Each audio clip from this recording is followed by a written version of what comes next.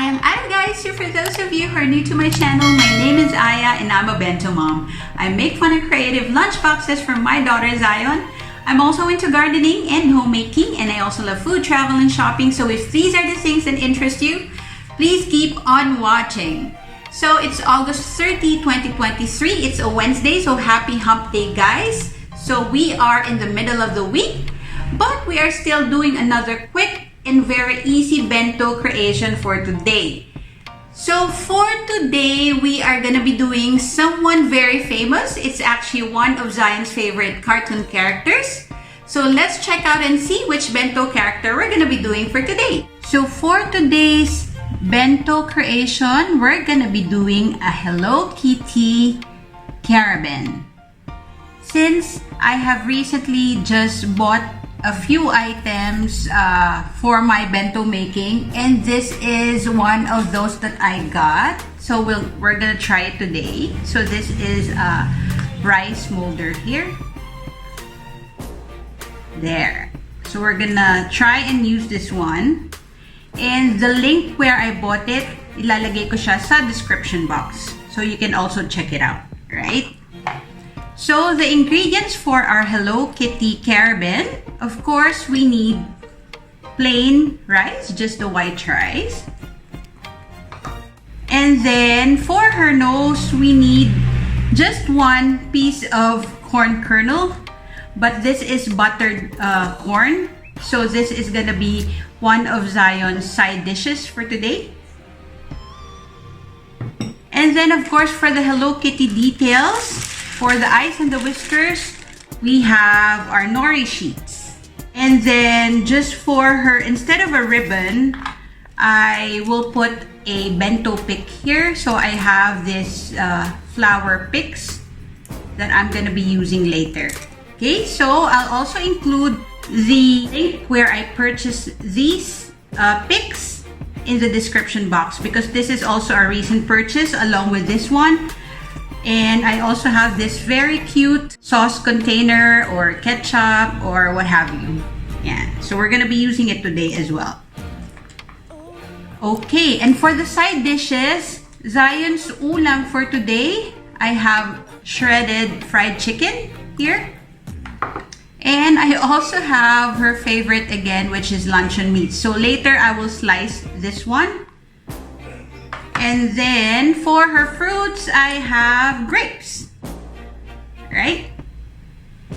So we will now start molding our white rice using this rice molder that we got. Alright, so let's set the other ingredients aside and we'll get the rice. So I cut a little portion of the cling wrap. And what we're gonna do then with the rice molder is to put the rice here on this hollow part of the molder.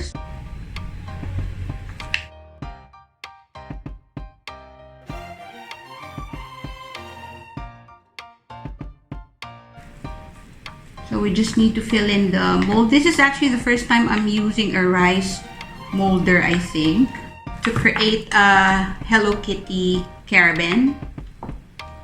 It's okay if it's if you feel like it's too much. What we're gonna do is just flip it over our cling wrap and then just press it like this,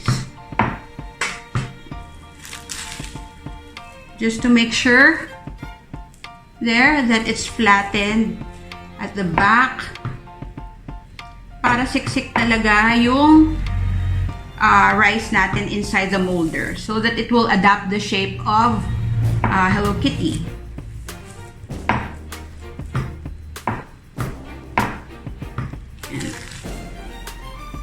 And then just remove any excess on the sides. So we want to just put it aside here, get our bento box. This is actually a Hello Kitty na lunchbox here. It's just that Zion has a lot of things to bring today, so I just decided to just put it here in one little box. So I hope it fits, right? So we also have lettuce here for the base. We'll just arrange the lettuce.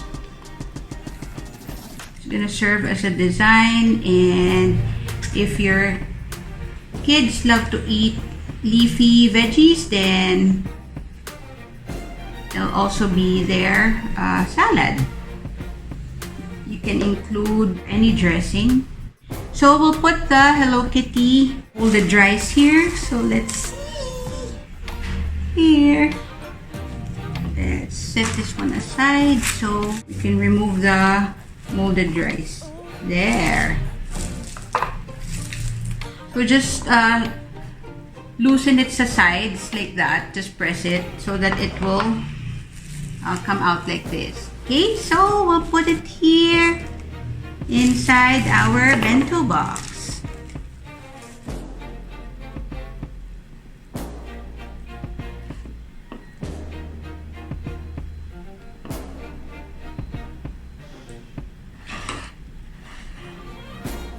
There you go.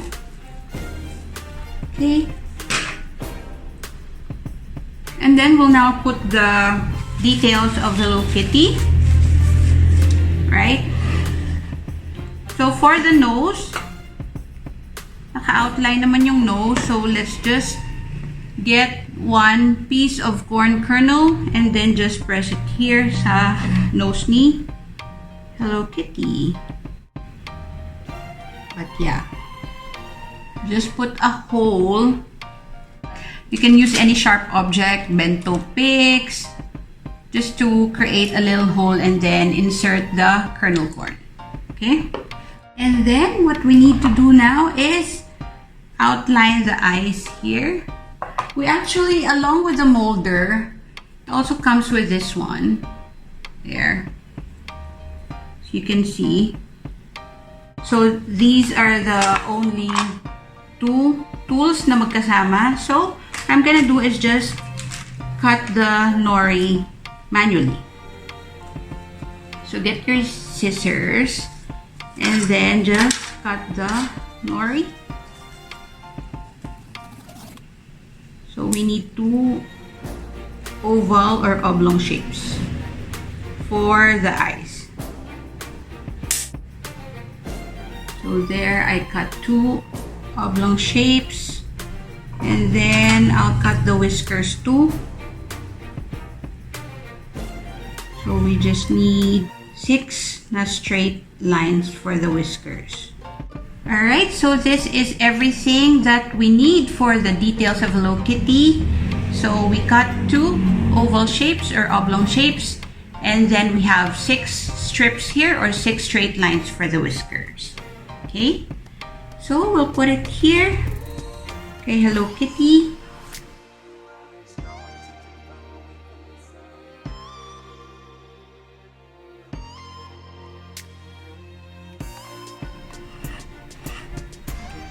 There you go.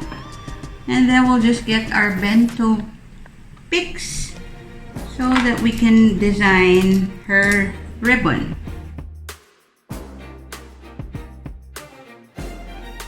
And then we'll just have to put Zion's ulam. And then just use this vegetable cutter and try to cut it into flower shapes. There.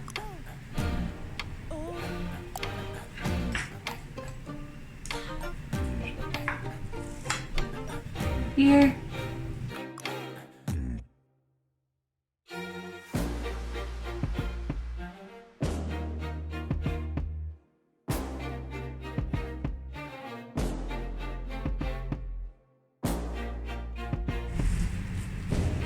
These are the flowers that we cut out of the luncheon meat, and we'll just put it around here.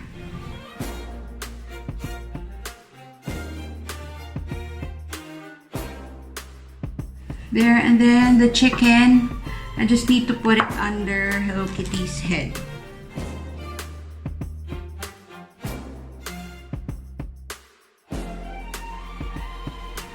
So I got the sauce container and just put the gravy inside. Yan. And then I'll put it here. So for her corn, I'll just put it in another container. Kasi hindi na siya kasha here. Then I'll just try to put some grapes on the sides. I'm gonna be using Hello Kitty Bento picks.